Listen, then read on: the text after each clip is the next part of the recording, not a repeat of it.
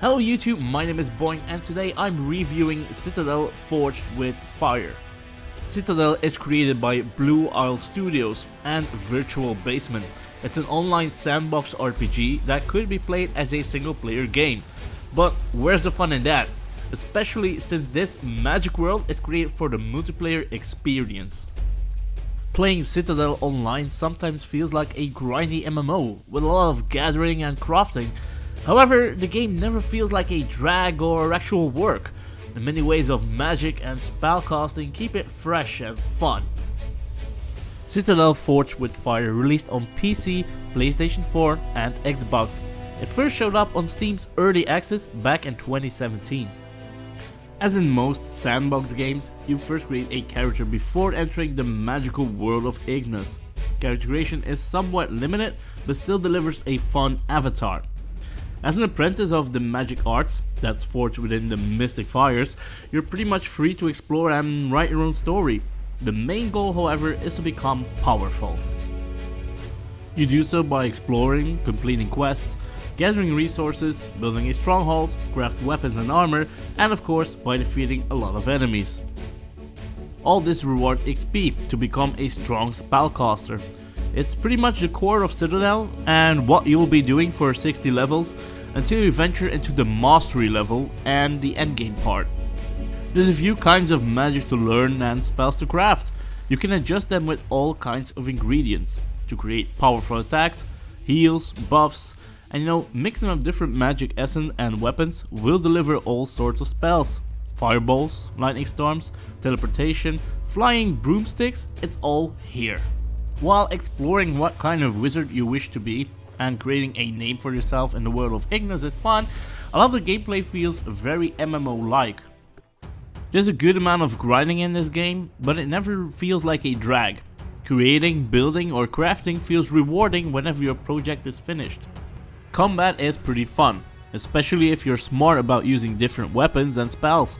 You can hold 4 weapons with each 2 spells, so be smart and think about tactics. Running into combat without knowledge is not something I'd recommend. Brewing potions isn't a bad idea either. Ignus features 36 square kilometers of landmass to explore. The world is filled with fantasy creatures and challenges to overcome. While you can travel by broomstick, you could tame all kinds of creatures to become your pet. Most of them you can use as mounts. Anything from a horse, wolf, or even a giant bird or dragon is a possibility. Other creatures like small or big demons or anything could be used as a personal bodyguard for you or your stronghold. Of course, every pet deserves a nickname. As I said, exploring is fun. Battling fantasy beasts or overcoming enemies might feel like challenging sometimes, but always gives you that satisfying feeling of success. While the loot isn't always that great, some enemy camps or caves do hold interesting chests. Endgame gives you the chance to unlock dungeons. But before you get there, you could complete a few quests that are found throughout the world. While there is an official story questline, it's nothing special really. Just a few go and kill some stuff quests or fetch me things missions. As I said before, this game is created for an online experience.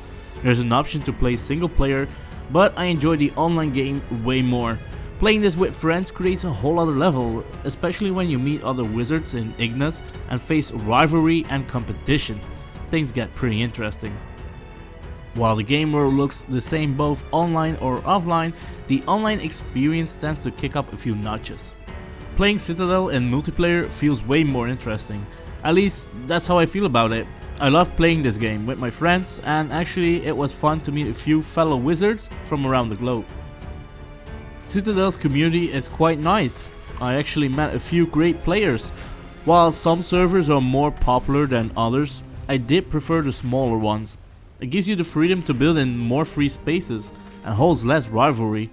I've met some cool wizards that actually helped me a lot a few times. It's nice to feel welcome and not run into a toxic community. As much as you, every player in Citadel has the same goal: to become a powerful wizard, mage, warlock, or whatever style you're going for. The key points here are magic and powerful. You'll notice different strongholds around Ignus, whether they be a small base or larger castles or very creative constructions. Every player will be part of a house. It's sort of your guild, your team, your magical brotherhood. I mean, you get the picture. While you might be Team Gryffindor, the guy flying the big dragon might be Team Slytherin. Multiplayer servers hold different rules. Stuff like PvE or PvP servers are quite normal. Some servers do feature faster experience gain or double resources, so look around to find a server fit to your playstyle. Playing Citadel Forged with Fire together with friends feels epic. Exploring the world of Ignus and overcoming all kinds of enemies or challenging caves feels way better in a group. Facing demons together or head into dungeons to face a dangerous threat will provide epic and sometimes nerve-wracking moments. It's nice to know your fellow wizards might be more tanky or DPS, while you could be healing everyone and work perfectly together as a magical team. Sharing the loot from a difficult dungeon feels great. Crafting armor and weapons together is way more effective, and taming creatures as a group will go a lot smoother. Citadel really comes alive in the multiplayer game. It clearly shows in the world events such as mutant creatures that randomly pop up, which are basically a big ass boss monster with a lot of loot, or the random spawning treasures. You know, they hold way more loot than you alone can carry. Citadel is created in a way to play with your friends or fellow wizards, and it clearly shows. So there's a vague story here, but multiplayer is pretty great. Let's look at some of the more in-depth features of Citadel and its gameplay. To be honest, I covered already quite a lot just now, so I might be repeating some stuff. This is just a heads up. Character creation is equally limited and cool. I know, it doesn't make much sense. Hairstyles and face features are limited. You can pretty much add any color to your avatar's body. My final character looked like an alien. He was weird and messy, just how I like it. Right from the start, when your character is created and forged in the magical fires, you set out to explore the world of Ignus. After casting one of my first basic spells, half my character's body disappeared. It hurts me to say this game is very buggy and contains a lot of glitches, some of which are helpful and can be used in some sort of tactic to your advantage, like trapping monsters for instance, and some which are just bloody painful. So yes, disappearing body limbs are a returning thing in Citadel, and so are ghosting parts of your strongholds. I mean, you'll often log in and notice the doors are missing, or your chest holding your precious inventory seems stolen, or maybe your pet is just floating somewhere up in the air. All these glitches happen quite a lot and require a forced relog, which is pretty annoying considering the loading screen does take a long time to load and isn't a guarantee on success. However, despite all the many bugs and glitches, I still love Citadel. The world looks beautiful and truly feels like a magical place. It sometimes feels like playing an MMO of sorts. While the graphics aren't the very best, they still look pretty great. Every part of Ignus looks amazing and well designed. I even felt like a Hogwarts student in Skyrim sometimes. I think fans of those kind of genres will enjoy Citadel. So yes, the visuals and effects look pretty good, and the soundtrack is nice as well. There's always ambient sound to accompany you, which is always a good thing. Gathering resources is different than other building games. Usually you gotta chop wood with an axe, while in this game you can use a spell to collect wood from a tree or stone from the mountain. The nice thing about your spell is that you can use it from quite a distance as well. Some herbs or plants have to be deconstructed in order to create new seeds and grown in a sort of farm. There's even some type of generators that deliver stone, wood and other resources, or even items, armor and potions. You can enchant weapons with 2 spells. Better weapons and different statistics will improve your spells. Besides better weapons, you can add ingredients to your spell crafting, which will result in even more powerful spells. There are different kinds of essence to collect. Magic of sorts like fire, storm, light and dark and many more can be found in the realms of Citadel. So I'm pretty sure you can build up a wizard pretty much to your liking. So I talked about gathering all kinds of resources, which means you're going to craft items, armor and much more in this game. Quite a lot.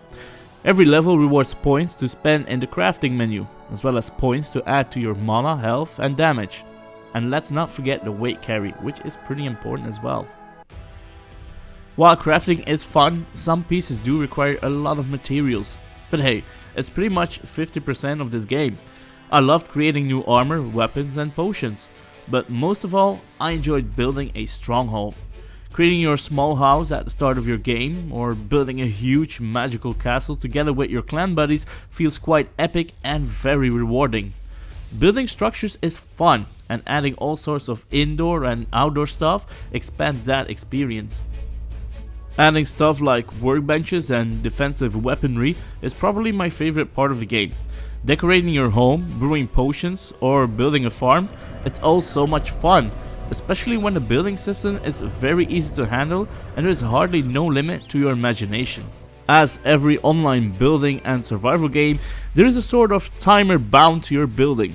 Your throne needs to be repaired or replaced every 16 days, or your building is ready to be conquered by another player or destroyed, which, trust me, really sucks.